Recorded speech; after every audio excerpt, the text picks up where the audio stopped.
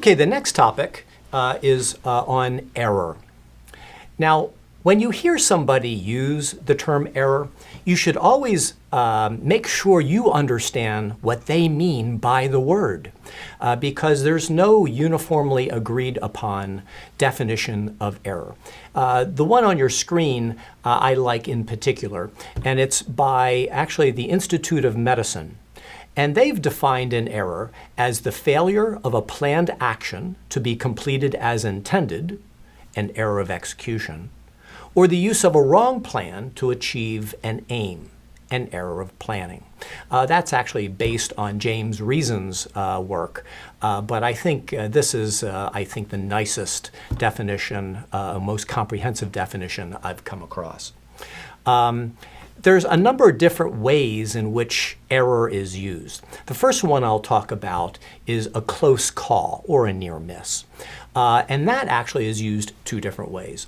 One is the error didn't reach a patient. So as an example, a pharmacy technician makes the wrong medicine and a pharmacist spots that that error was made and stops it from being dispensed out to the floor so that it can't be administered to a patient. So that was an error, but it didn't reach the patient. Another near miss is when an error reaches the patient with the potential of causing significant harm and doesn't. So that too would be categorized as a near miss.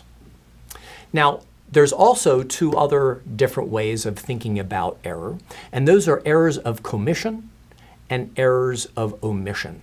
So the first errors of commission, those are a mistake that consist of doing something wrong. Well, so for instance, I intend to give a medicine to one patient, but accidentally give it to another patient. Here's some examples.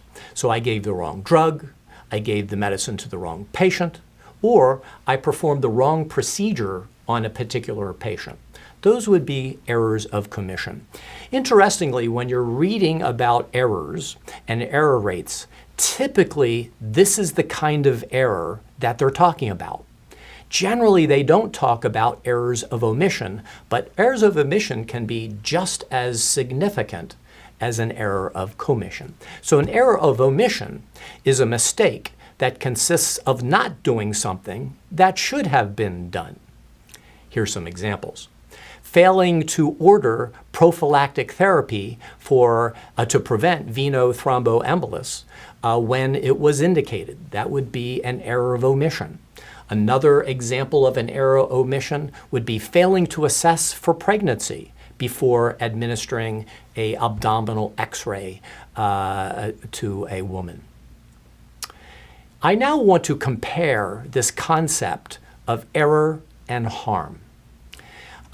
Real important to remember that not all errors cause harm, and not all harm is caused by errors. So in this Venn diagram, let's first look at those population of errors that didn't cause harm. In the center, these errors caused preventable harm. It's preventable because it was secondary to an error. And then other harm that's not associated with an error is considered unavoidable. What we should do is target preventable harm. That really should be our key goal in our safety projects and our performance improvement projects, is to prevent preventable harm. Now, obviously, we want to decrease the number of errors that are made, but humans will always make error because, after all, to err is human. So our main goal should be to avoid preventable harm.